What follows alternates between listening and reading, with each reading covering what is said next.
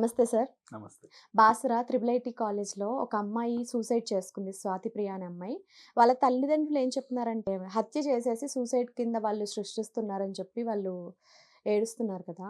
అసలు ఇది ఎంతవరకు నిజమంటారా? సూసైడా? లేకపోతే అసలు వీటికి రీజన్ ఏంటి? అది అంత చిన్న అమ్మాయి. పుత్రశోకం అమ్మ. యాక్చువల్‌గా చెప్పాలంటే ఏ తల్లిదండ్రులైనా అలాగే అంటారు. ఇప్పుడు నేను చచ్చిపోయిన మా అమ్మాయినా సరే, ఎవడో కావాలనే చంపేసి మా పిల్లోడిని ఇలా చేశారు అని కూడా అంటారు. అంటే వాళ్ళ ప్రేమ అది. అంటే వాళ్ళు లేరు గదా! లేని చోట అమ్మాయి చనిపోయింది. కాబట్టి ఆ ప్రేమని ప్లస్ ఆ బాధని వాళ్ళు తట్టుకోలేక అట్లా అలాంటి మాటలొస్తాయి. కానీ ఇక్కడ యాక్చువల్‌గా ఏం జరిగిందనేది చూద్దాం. ఏం జరిగిందంటే నిజంగా అది జరిగిందా లేదా మనకి తెలీదు. బట్ వాళ్ళు చెప్పినటువంటి కథనాల ప్రకారంగా. సో, ఇప్పుడు ఎప్పుడైనా సరే మనం హాస్టలోళ్ళు చెప్పేది గాని, పేరెంట్స్ చెప్పేది గాని, ఫ్రెండ్స్ చెప్పేది గాని అన్నీ అనలైజ్ చేసుకున్న తర్వాత మెయిన్ పోలీసులు చెప్పేది ఒకసారి వినాలి. ఎందుకంటే వాళ్ళు అందరిని ఎంక్వైరీ చేసిన తర్వాతే కదా వాళ్ళు మాట్లాడతారు. సో, ఇప్పుడు ఓవరాల్‌గా ఉన్న స్టోరీ ఏంటంటే అమ్మాయిని టిఫిన్ జేయడానికి రమ్మంటే, "రానులెండి మీరెళ్ళండి" అనింది. తీరా వచ్చేసరికి అలా వేలాడుతా ఉంది. యాజమాన్యానికి చెబితే వాళ్ళు ఎవరైనా సరే ముందు పోలీస్‌లో కంప్లెయింట్ ఇస్తారు. తర్వాత హాస్పిటల్‌కే తీసుకెళ్తారు. తీసుకెళ్ళాలి.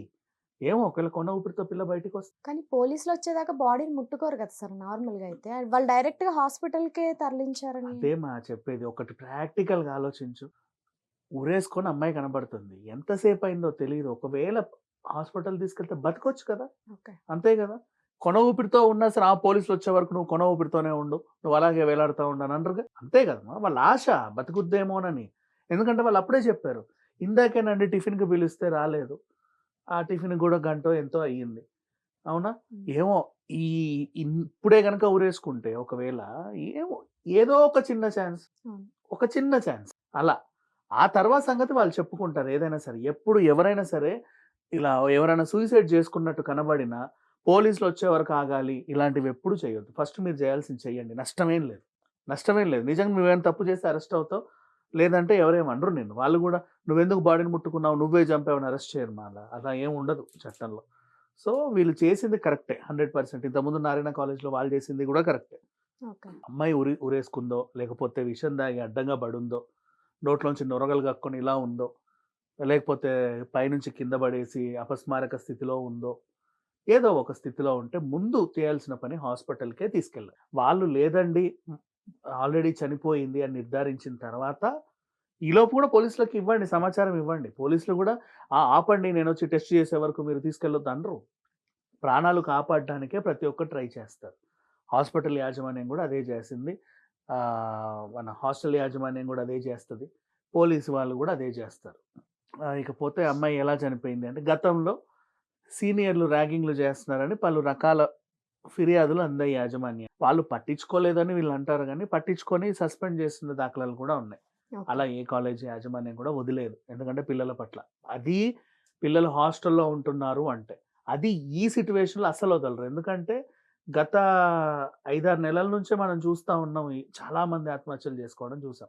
అవును. అవునా? అవును. అలాంటి టైంలో ఆ వార్తలన్నీ విన్న తర్వాత ఎవరన్నా ఏ పిల్లలొచ్చి కంప్లెయింట్ చేసినా ఈ మధ్య కాలంలో ఒకప్పుడు ఎలా ఉన్నారో తెలీదు కానీ, ఈ మధ్య కాలంలో ప్రతి యాజమాన్యం గూడా పట్టించుకుంటుంది. ఇప్పుడు నువ్వొచ్చి కంప్లెయింట్ చేసి వాడు నన్ను ఇలా అంటున్నాడండి అన్నా గూడా, "ఒరేయ్! వాడు ఇలా రా. ఎందుకు ఈ పిల్లని ఇలా అంటున్నావు?" అని ఒక మాట అడుగుతారు. అన్నాడా? ఎక్కడ ఏమన్నాడు? ఇలా అన్నాడా? సర్లే. అంటే అన్నాడులే ఎళ్లి కూర్చో అని చెప్పి ఎవ్వరు అనరు. ఎందుకంటే అక్కడ మనిషి ప్రాణం పోయింది కాబట్టి మనలో ఉన్న మనోవేదన, మనలో ఉన్నటువంటి ఆ బాధ, ఆ ఆవేదన అలా మాట్లాడిస్తది అంతే. అంతకు మించి ఏమి లేదు. 'స్వాతి ప్రియ' సూసైడ్ లెటర్ గురించి మాట్లాడుకుందాం. 6 పేజీలు రాసిందట. అందులో మెయిన్ అంశాలేంటి? నాన్న స్మోకింగ్ మానేయి అనింది. ఒక వేదన అంతే. అంటే ఇంక నేను ఉండట్లేదు. నీకు చెప్పేవాళ్ళు ఎవరు లేరు. కొంచెం బాగుండు నాన్న అని చెప్పింది. తమ్ముడిని చూసుకోండి. అక్క, తమ్ముడు జాగ్రత్త. అండ్ బంధువులను గూడా మీరు మాతో ఉన్న విభేదాలన్నీ మర్చిపోయి నా అంత్యక్రియలకు రండి. అందరూ ఫ్రెండ్స్ గూడా నా అంత్యక్రియలకు రావాలి. అంటే అంత బాధ ఎందుకు పోయిందో తెలియట్లా. ఎంతో ఆలోచించింది చనిపోయే ముందు. ఆవిడకేం గుర్తొచ్చింది, ఇప్పుడు మన ఫ్యామిలీలో అంటే అమ్మకి, మేనత్తకి పడదు. నాన్నకి, బాబాయికి పడదు. మామకో, మా అన్నకో పడదు. ఉంటాయి. ప్రతి ఫ్యామిలీలోనూ ఉంటాయి. ఫంక్షన్స్ అయినప్పుడు ఒస్తారు. కానీ వాళ్ళ ఇంట్లో ఫంక్షన్స్ ఉన్నప్పుడు పిలిచినా గూడా కొంతమంది పోరు. కొంతమంది పిలవరు గూడా. ఆళ్ళెందుకులే అని జెప్పేసి. ఇట్లాంటి చిల్లా చితకా గొడవలు అందరి ఫ్యామిలీలోనూ ఉంటాయి. ఈ అమ్మాయి చనిపోయే ముందు ఒక మాట ఆలోచించింది.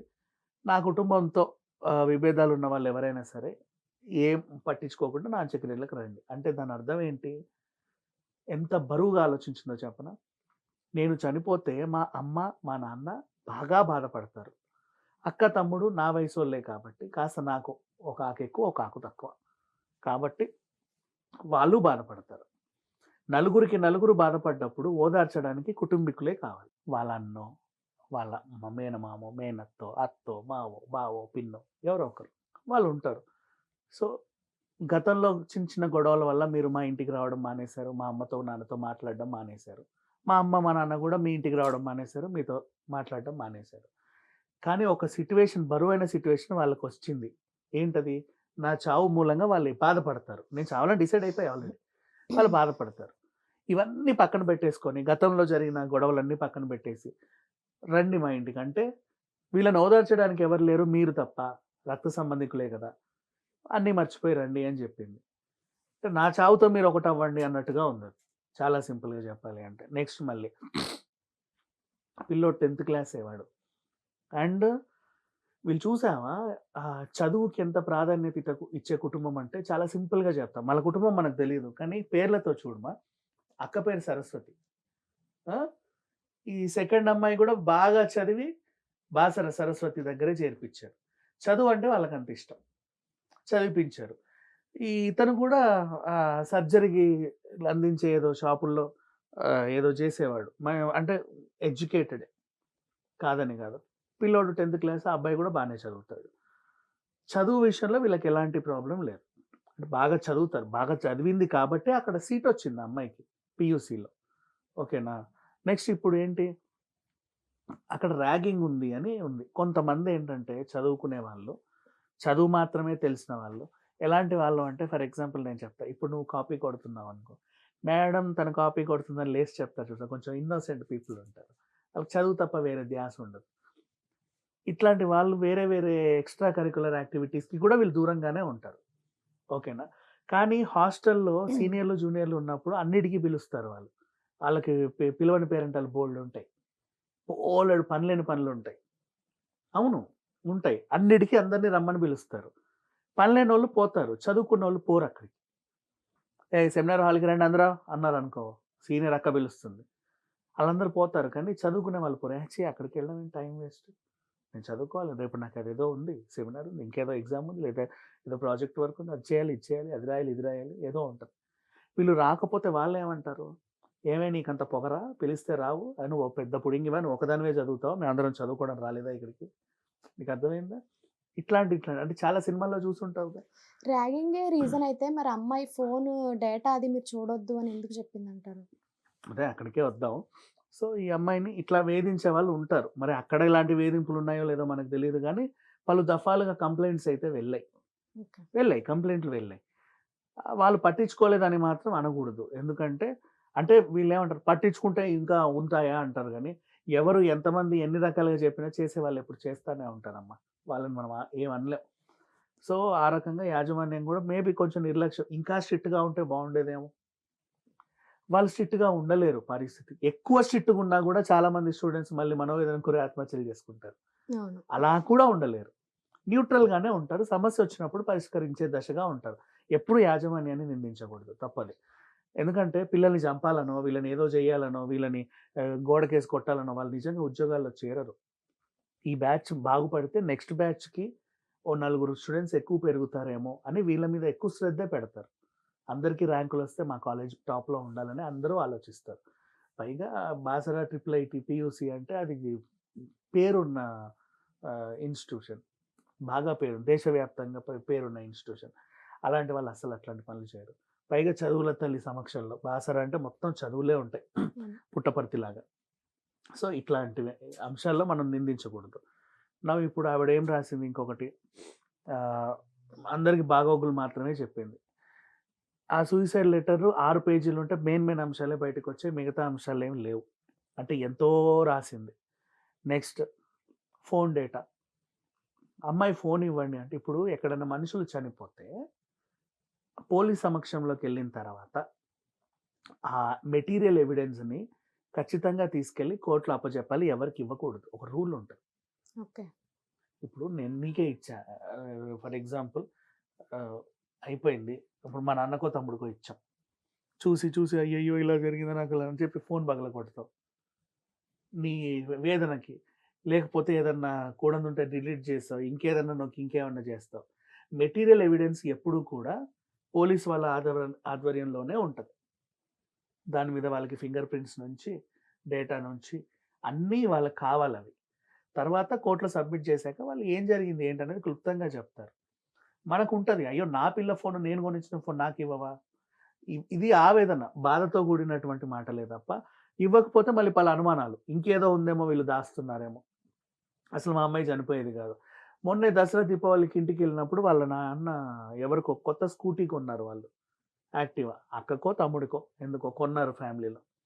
ఈవిడెళ్ళి ఆ స్కూటీ నడుపుతూ కాలనీ అంతా తిరిగింది. అది చూసిన వాళ్ళు చెప్పారు. మొన్నే ఓకే. వచ్చిందండి చక్కగా స్కూటీ యేసుకొని తిరిగింది అని. అంటే పిల్ల బానే ఉంది. రోజు ఫోన్‌లు మాట్లాడుతూనే ఉంది. బానే ఉంది. అది వీళ్ళ వేదన. రోజు ఫోన్‌లో నవ్వుకుంటూ, నవ్వుకుంటూ మాట్లాడేది ఎందుకు సడెన్‌గా ఇలా చేసింది అనేది వాళ్ళకుంటది. ఆ అమ్మాయి గూడా చాలా మెచ్యూర్డ్‌గానే ఉంది. అంటే ఇప్పుడు క్షణికావేశంలో చనిపోయేలాగా లేదు. బాగా ఆలోచించి చనిపోయింది. అంత పెద్ద లెటర్ రాసి, వాళ్ళ బంధువుల గురించి గూడా రాసి, వీళ్ళ చదువుల గురించి రాసి, అక్క గురించి, తమ్ముడు గురించి రాసి, తోటి విద్యార్థుల గురించి రాసి, చాలా ఆలోచించింది. అంటే ఎప్పటినుంచో వేదనలోనే ఉంది. ఓదార్పు లేదు. ఎందుకంటే తను ఎవడికి చెప్పుకోల. అది బేసిక్‌గా అయింది. సరే ఏదేమైనప్పటికీ ఇప్పుడు ఎన్ని మాట్లాడుకున్నా సత్యప్రియ మన మధ్యలో లేదు, రాదు.